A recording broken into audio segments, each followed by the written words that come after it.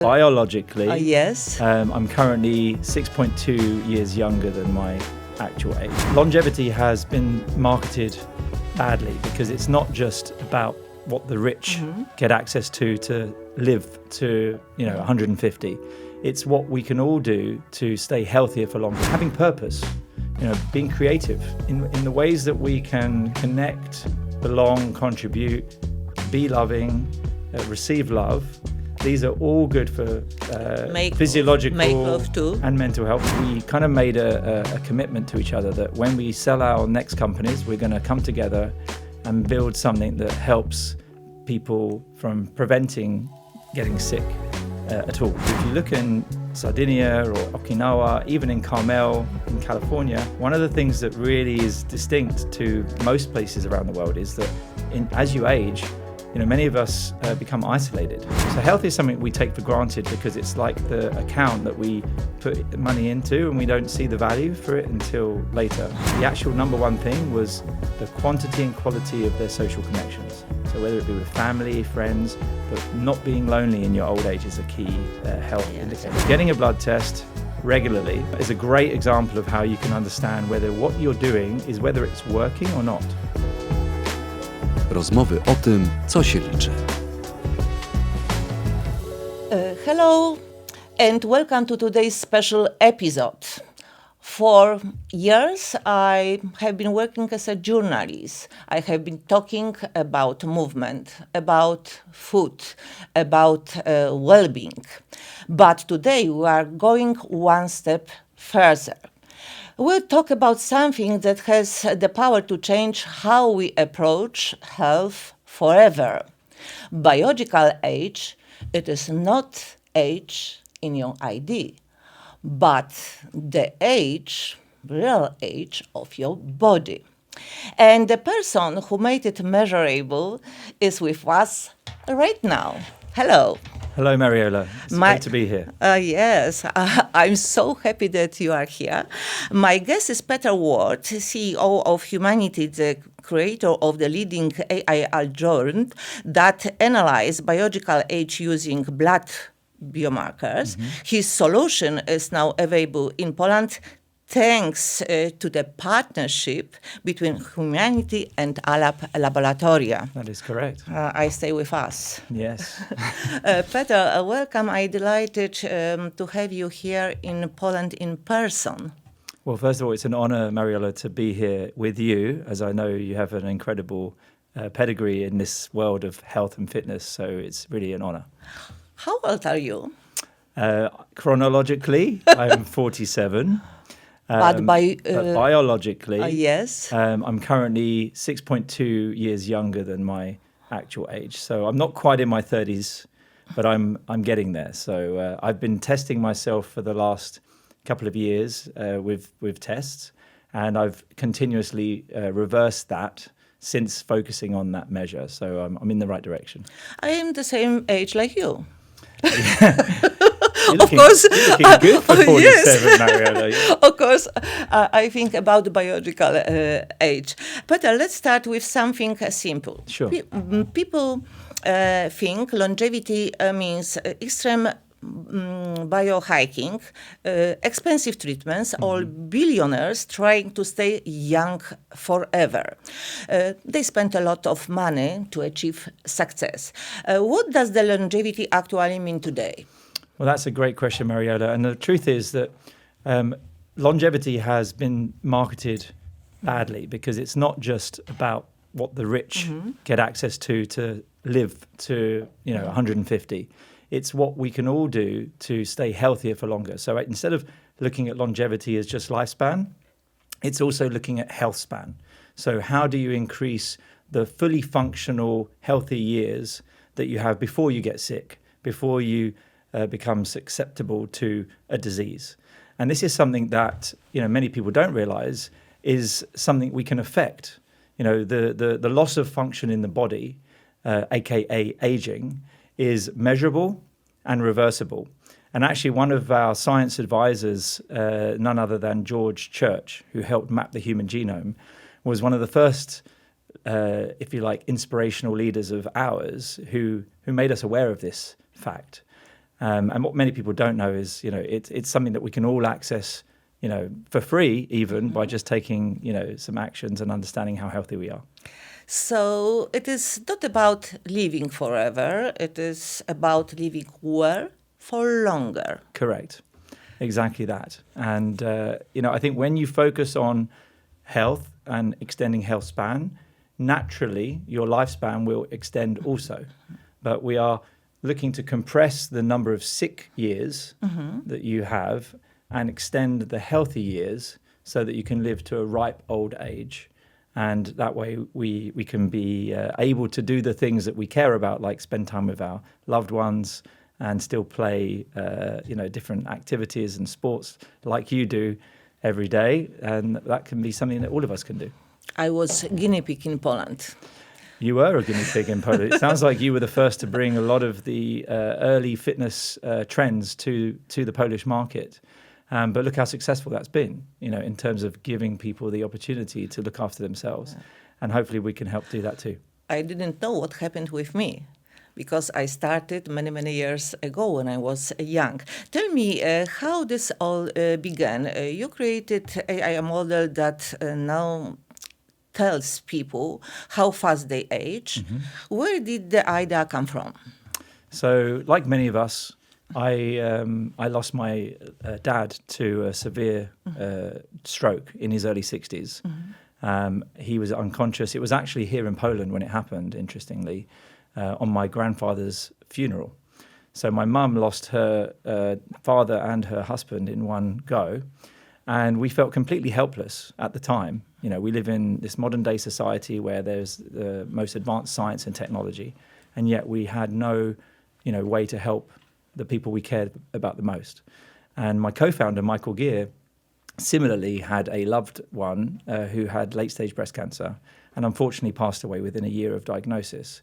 And so, we're both having relative success in our careers, entrepreneurs, building big businesses, and yet we couldn't help our loved ones. So we kind of made a commitment to each other that when we sell our next companies, we're going to come together and build something that helps people from preventing getting sick at all. Yes. And so out of that, the idea of humanity was born.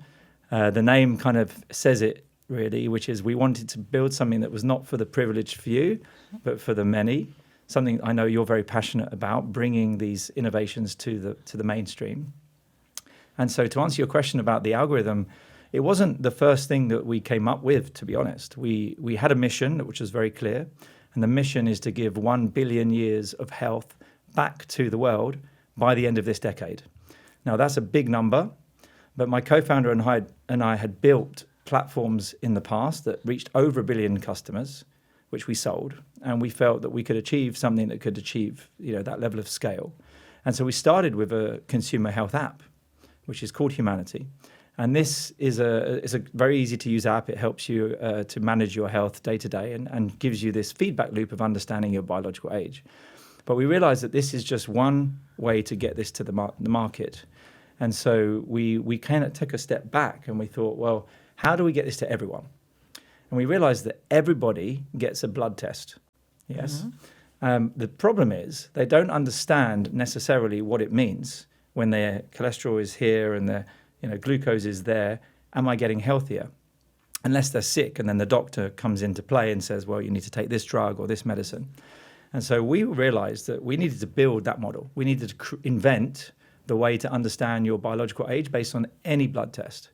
And so we partnered with Imperial College London, and we used a combination of imputation techniques and AI to essentially train our models on hundreds of thousands of people's real data and their mortality data, so when they died, when they got sick. And we created a very groundbreaking model that can predict risk of disease and death based on a handful of markers. And so we put that into an API, which is a technical term for saying a way for any company to access this and get a report based on how healthy they are. And so that's what we created. And now we're partnering with the leaders in health, lab groups, health companies around the world to enable this to be something that everyone in the population can benefit from. You are so clever. I'm jealous of you. I think it's all relative. It's amazing how we can learn anything and become specialist in something if we focus on it. I bet many people don't know the advanced fitness techniques like you because you spent so much time bringing it to the market. So, but thank you. Thank you. And now this technology is here in Poland with Alab Laboratoria. I'm staying with you. Why this partnership important for you? So we chose to partner with Alab Laboratoria when bringing it to the Polish market for a few reasons. Firstly, we wanted to work with a credible partner that takes the importance of accuracy and science seriously. And we learned a lot about their reputation. They're one of the largest, oldest laboratories in Poland. They have a massive market footprint with hundreds of centers where you can go and get your bloods. And that was really important to us because we wanted this to be something that everybody can access, from just getting a regular blood test. And their team were very innovative. So I met their Chief Innovation Officer, Maciej Gnatowski, at a health conference in the US when I was speaking about the solution. And he got in touch with me and we had a great conversation and have since become like good partners and friends. And I've been spending some time as I'm here with the team at Alab. But they're a great company, and they understand the potential and the opportunity to bring this to the people of Poland. I'm so happy that you are here. I'm very happy to be here as a half Polish person myself. Oh, tell me something about. Yeah. So it's so my mum is Polish, and my grandparents. My granddad actually fought in my grandfather and grandmother fought in the war with the Allies. My grandfather was a flight engineer. My mother worked with the ships. Oh. And when they were just finishing the war, my mum was made in England but born in Poland. But your wife? And my wife is also Polish. And there's another story attached to that for another time. But let's say I'm very embedded in the Polish culture.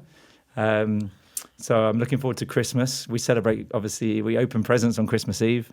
And my kids love the Polish traditions. Actually, they love coming to Poland as well. So. No, jest w połowie Polski. Nasz mężczyzna w Alabie. Ja nie mówię po polsku bardzo dobrze. Trochę rozumiem. Mówisz lepiej niż ja po angielsku. I love practical advice. Sure. Let's say someone gets their biological age results. What do they do first? When we are talking about four pillars, what is the most important? Well, you'll know a lot about this, Mariola, and the four key pillars that we... My favorite topic. Yes, your favorite topic. You'll be happy to know it's consistent with your own views. But from the research on what affects mortality and health span, the four key pillars are movement, nutrition, mind and mental health, and sleep and recovery.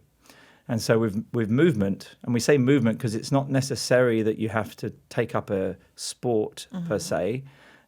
Even walking is a form of movement, and it's healthy. And actually, it's a force multiplier because if you walk in the nature, take a dog for a walk, for example, you're getting the natural it's light. Like meditation. Yeah, it's meditative. You're getting the light from the daylight and the sunshine, which a bit of vitamin D is good. And if you're in nature, you get the positive hormonal effects, and it settles your metabolism, which is good for stress levels, improves your mood, which can affect the rest of your day. So the point is, we're all at a different baseline. Some of us are doing an hour and a half of exercise every single day. Like me. Others, even a 10-minute walk is better than nothing. Yes, so that's all the time I say, do something. Yes. Better than nothing. Exactly that. Yes, of course. And what can you do a little bit different to what you're doing now to improve? And so movement is the one. Nutrition. 1 minute. Yes. The movement, but what kind of training yes, that's do a you good point. Suggest? Intermediate training for...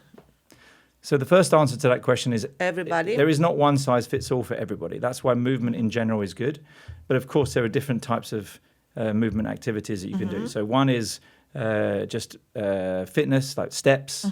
Another one is strength. So strength is important for reducing your risk of falls, just maintaining muscle mass, because as we age, we lose muscle mass. And so doing some kind of resistance training is really important. As well as that, doing something that, is going to, I guess, keep you mobile and flexibility. So something like yoga and Pilates is very good, because again, we get rigid in our age as well. What is the best for our immune system?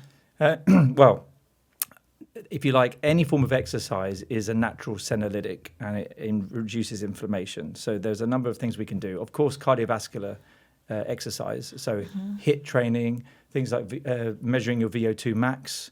So how do you maintain, good blood oxygen levels? These are things that your wearables can give you an indication on.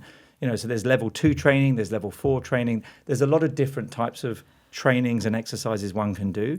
But of course, if you're not fit and healthy like yourself, and you're in your, say, mid-60s, doing burpees and doing a HIIT session is probably not a good idea, because you could, be at risk of a heart attack.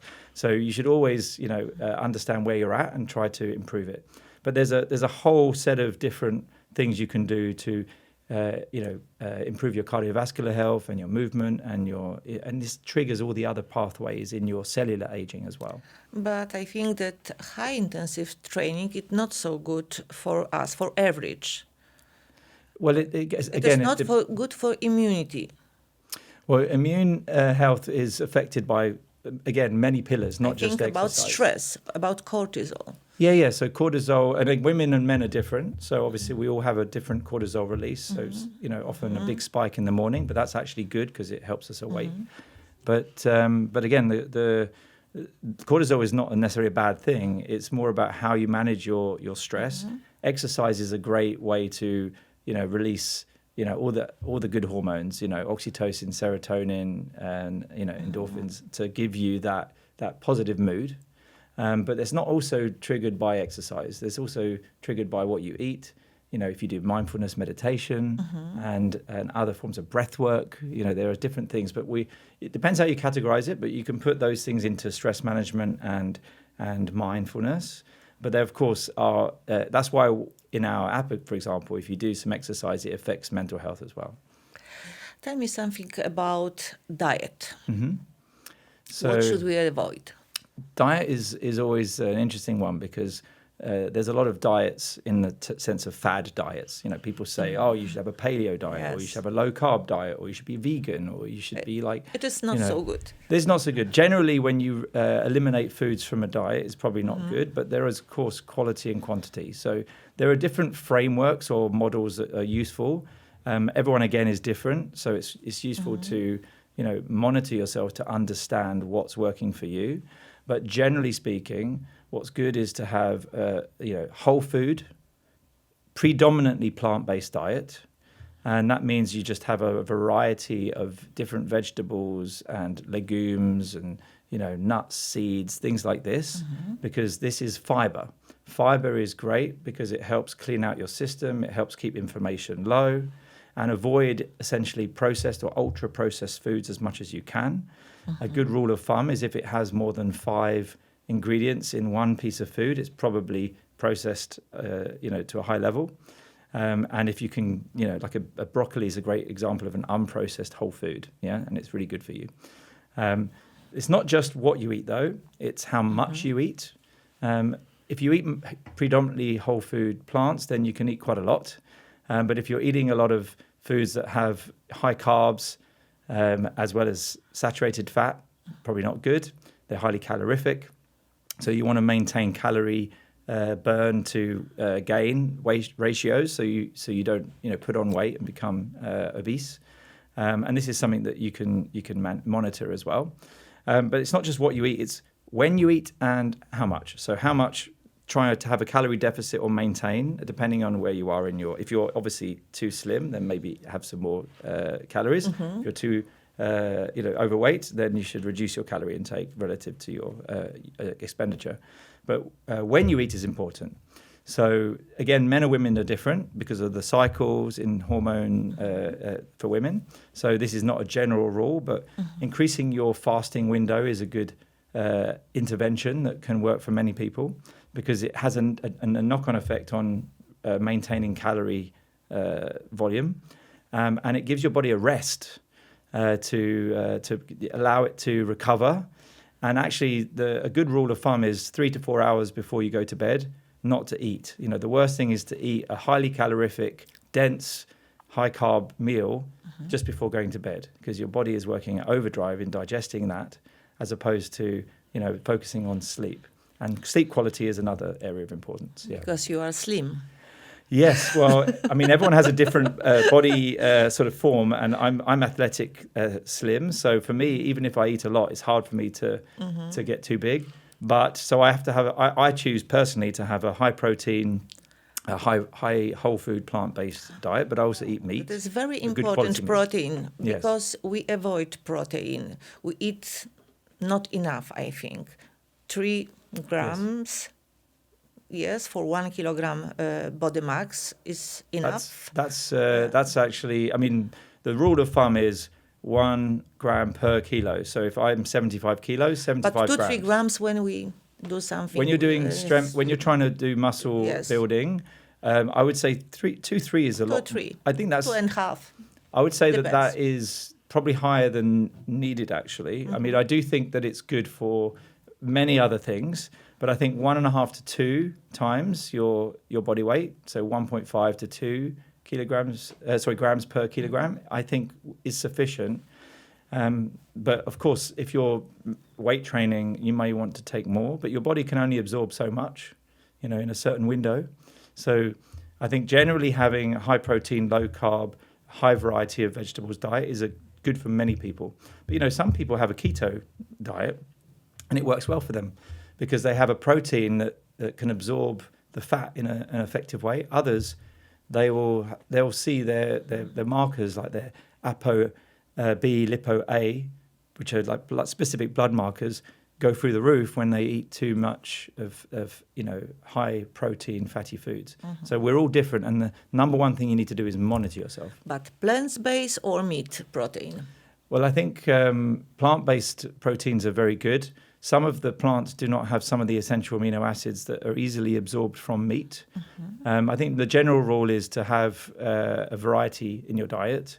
I think some meats are healthier than others, from what I've researched. So from my point of view, having white meats and fish from time to time is good. But we also need to consider the eco footprint. How much is sustainable. So we can't eat fish every day because we will have a problem with fish if we were to think about it from a sustainability point of view. So I think actually shifting to plant sources of protein like lentils, chia seeds, chickpeas, flax seeds, all of these types of very high antioxidant and protein-rich food is actually a really good way. So, for example, having a good protein breakfast that has complex carbs, slow release of energy, is having steel-cut oats, with plant-based milk like soy milk or oat milk, with no added sugars, adding some flax seeds, chia seeds, some goji berries. This is what I do. Some almonds,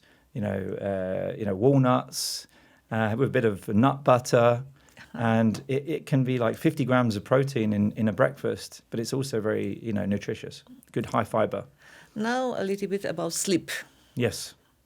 So sleep is one of the, if you were to really put it down, there's 3 key pillars, but I think there is 4, but sleep is super important because everything from muscle recovery to inflammation levels to just general stress and well-being, your body repairs whilst you sleep. And there is sleep, and there's good sleep and really good sleep based on your quality. What does it mean, good sleep? Good sleep means you get enough deep sleep and REM sleep, rapid eye movement sleep, which can be tracked via wearables like the Oura Ring or your Apple Watch or the Whoop, which is a good way to do it. And, everyone's different again, but I think if you have a low resting heart rate and or a trending lower resting heart rate and a trending higher heart rate variability, these are good indicators of a good sleep and a good recovery. and of course having high sleep quality during that time. And I think the interesting thing about sleep is that no one can tell you what the optimum amount of sleep is, because if you talk to the top science researchers of sleep in the world, they all have a different answer. And that's because, again, everyone's different. But if you look at the longitudinal data, the actual optimum amount of sleep is 7 hours based on mortality data. So 8 is the same as 6, 9 is the same as 5. So a lot of people think you just need more sleep. But I think that if you are an athlete like you were, and you are really doing a lot of intense training throughout the day, I think more sleep is needed. If you're not, then 7 hours is probably optimal, but that probably means you need to be in bed for 8 hours, because most of us don't sleep for the full time we're in bed. When I observe people from Poland, when I compare people from Poland and blue zone, blue zones, do, yes, and they goes to bed when the sun goes down, and they wake up when the sun goes up. It is a good idea. It is. Circadian rhythm is part of our evolutionary process, which indicates to us when we should awake and go to sleep. Many of us don't follow that because of modern technology, the light bulb, and the fast-paced culture that society is, the competitive culture that we all live in, the rat race. But in these blue zones, indeed, a lot of them follow circadian rhythm. Excuse me. But I think if you actually were to unpick the data, it's a combination of things. And I would argue one of the most important things, which is linked to this, and maybe more around your mental health and well-being, is social connection. So if you look in Sardinia or Okinawa, even in Carmel in California, one of the things that really is distinct to most places around the world is that as you age, many of us become isolated. In the UK, a lot of elderly go into old people's homes or nursing homes, and then they become isolated from the family. Whereas in these other communities, they're celebrated more. They're part of the multi-generational interactions, and they are outside and they're interacting with others. And I think loneliness is one of the biggest killers. And actually, there was a study called the Harvard study, which is the longest longitudinal study, where they found that even with two groups, one group who were Ivy League and one which went to community college, they were thinking the number one difference between those who lived a long and healthy life and those who didn't were things like smoking or, if you have a bad diet. The actual number one thing was the quantity and quality of their social connections. So whether it be with family, friends, but not being lonely in your old age is a key health indicator. It is very important for us. Exactly. Stress, emotional balance, it is very important to avoid stress. But how we can avoid stress? Well, again, these are all, we love to silo these things, but they're all interconnected, and the body is like a system. And so when you exercise, you reduce stress because you release, those toxins, those endorphins, and it helps regulate your metabolism, and it helps you stay calm and in a better mood. When you go outside, it makes you feel better. When you eat good food, you feel better. It's less stress on the body. So stress management can come from all the other factors, but it can also come from actual techniques focused on stress management, which can include breath work.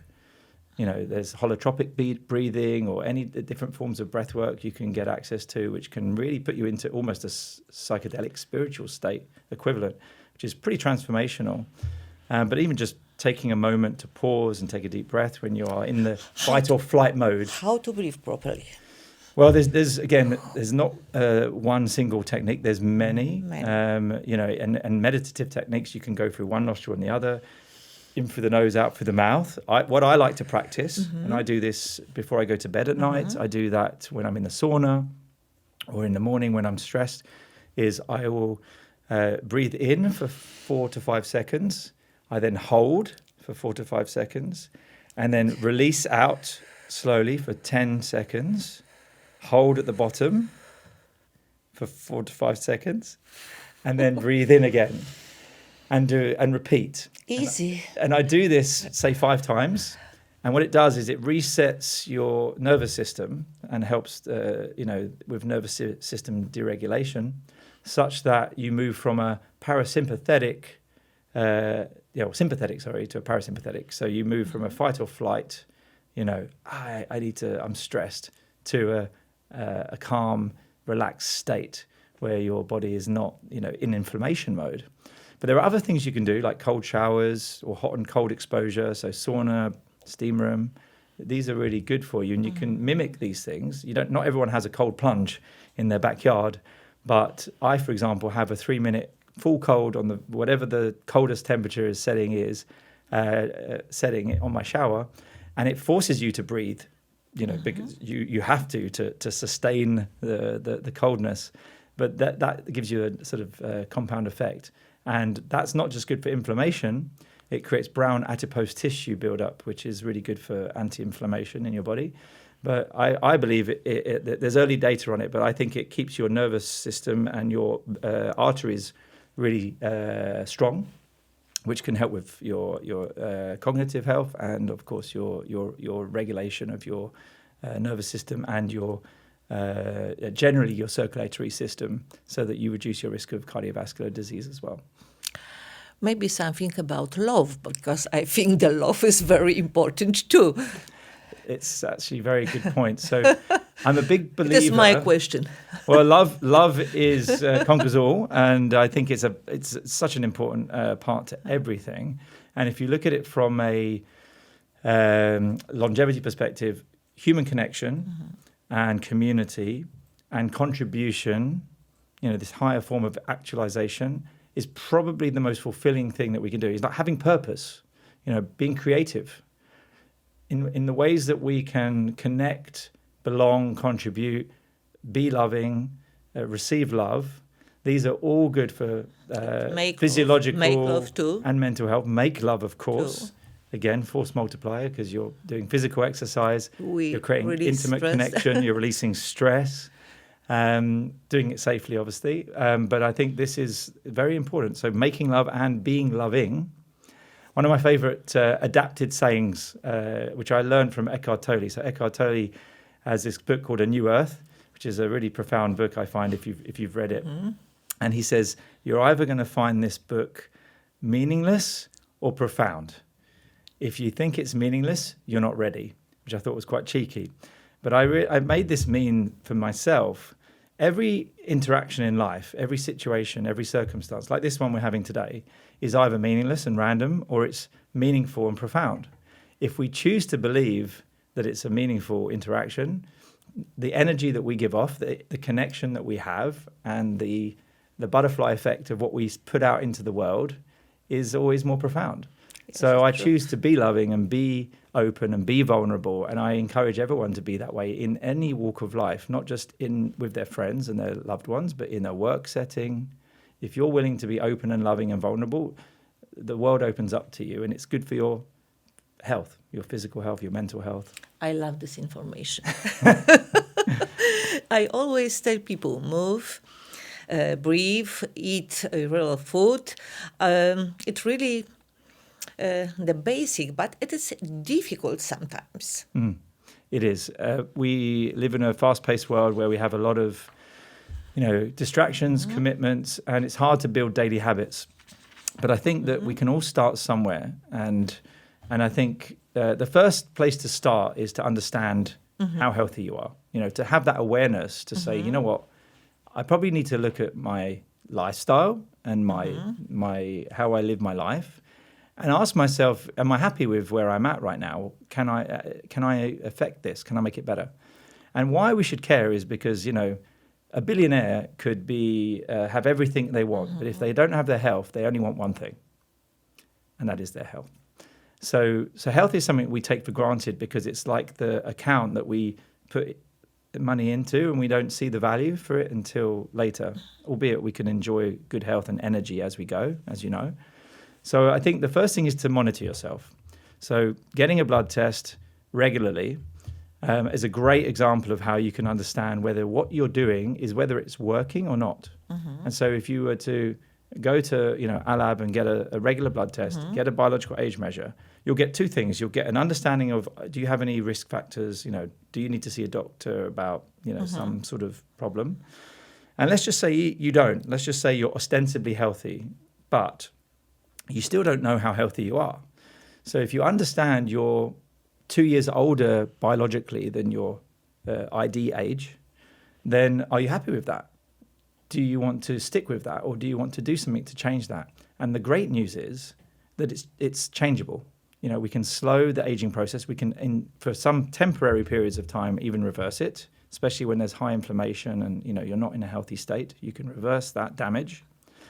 And I think once you have this concrete feedback loop to understand how healthy you are now and how healthy you will be the next time, then you can understand whether whatever it is I'm doing, is it working or not? And I recommend you try changing one thing that you have done differently from before. Maybe go for that walk every day, or maybe one thing change your better. diet. Yes, and then see what effect it has, and you will get the results, and you will see the impact, and you will want to do more. This is very important. If someone wants to take longevity, not only for 1 month, not only for 1 year, but for all our life, your advice? My advice is, as I mentioned, is to make sure that you're monitoring yourself as much as possible. So that's regular blood tests, ideally wearing a wearable, such as a watch or a ring, to understand yourself better. With that information, you can affect change. The other thing is just to change one thing. Change something to improve your health, and then see whether it's working for you. The future of health in what we're seeing is predicting your current health, predicting your future health, and improving the pathway from getting from point A to point B to optimum health. And I think in order for us to make a difference to our own lives, we need to understand how healthy we are today, and then consistently take action to improve upon that. So if you were to make a change of your habit and then consistently do this change, so I know you're a believer of this, instead of doing a 1.5 hour exercise, but you do it once in a blue moon, you do it once a month, start by doing 10 minutes, but do it every day. Maybe have a day of recovery, but do 10 minutes a day. The hardest thing is starting, but do something different, see how it makes you feel, see what results you get, and you'll be surprised at how easy it is. Avoid sugar, please, Mariola. Well, natural sugars from fruits and, certain foods are fine. But yes, reduce the sugar intake. I mean, no one's saying you don't have to become like Brian Johnson and, go to bed at 8 in the evening and have zero fun and don't have a cake every now and then. We all want to live. It's not possible. Yeah, we all got to be realistic. And I think as long as you're consistently, most of the time, doing the things that are good for you, then your body can deal with that cake or that glass of wine or two, no problem, because you recover fast. Okay, Peter, let's play a quick game. Okay. I tell you a myth, you tell me the truth. Ready? Sounds fun. Okay. Let's do it. Supplements reverse aging. False in that they make very little impact on their own. So lifestyle changes make a much bigger impact. But I think as part of a combination of things you can do, I think supplements can be helpful. The exception is when you have a deficiency. So if you're low on vitamin D, a supplement like vitamin D3 can help. I personally take a number of supplements. My friend's company, Heights, which has got B complex with other brain health ingredients. So I think there are things like B vitamins. I take an anti-inflammatory like curcumin with black pepper. So I do think supplements have a role, but if I were to estimate the impact, it's like 1 to 3%, whereas exercise, nutrition, and sleep is like 30% each. Yeah. Aging is fixed. Incorrect. Aging is measurable and reversible. Biological age is only symbolic. Incorrect. Biological age is a prediction of your overall physiological health, and is something that gives you an understanding of how healthy you are so that you can make changes to improve it. Longevity is expensive. Incorrect. They would like you to believe that it is, but actually the things that we can do to live a healthy long life are practically for free. The only thing we need to do is monitor ourselves to know what's working. I love this, Peter. So longevity is not a luxury. No. It should be available to everyone. It's not expensive. No. No. It is daily habits. It's daily habits and insight on what's working for you, because everyone's different. If someone listening to us wants to start today, what's the one thing they should do? Just one thing. They should book a blood test, ideally with Alab Laboratoria, because then you can add a biological age report to that blood test, understand how healthy they are, and then take a change in their lifestyle to see what effect it has. That's the number one thing they can do. Alab Laboratoria, słuchajcie, przychodźcie, badajcie się, to jest niezwykle istotne. I stay with you. Beautiful Peter, thank you so much for your conversation. Thank you so much, Mariola. And for bringing modern longevity science and knowledge to Poland with Alab Laboratoria. It's an absolute privilege and pleasure, and I'm very passionate and happy to be here. And to everyone listening, remember, your biological age is not your fate. It is your starting point, yes? Absolutely. Start today. Move your body, of course, with me. And nourishing yourself, sleep well, and live longer in good health. Love yourself, of course. Wonderfully put. Thank you so much, Mariola Dziękuję Bojarska-Ferenc. I oczywiście obserwujcie naszego YouTube'a i rozmowy o tym, co się liczy, które tworzymy z Alab Laboratoria, a rozmawiamy o najważniejszym, co jest w życiu, czyli zdrowiu. Dziękuję bardzo za dzisiejszą rozmowę. Thank you so much, Peter. Proszę. Rozmowy o tym, co się liczy.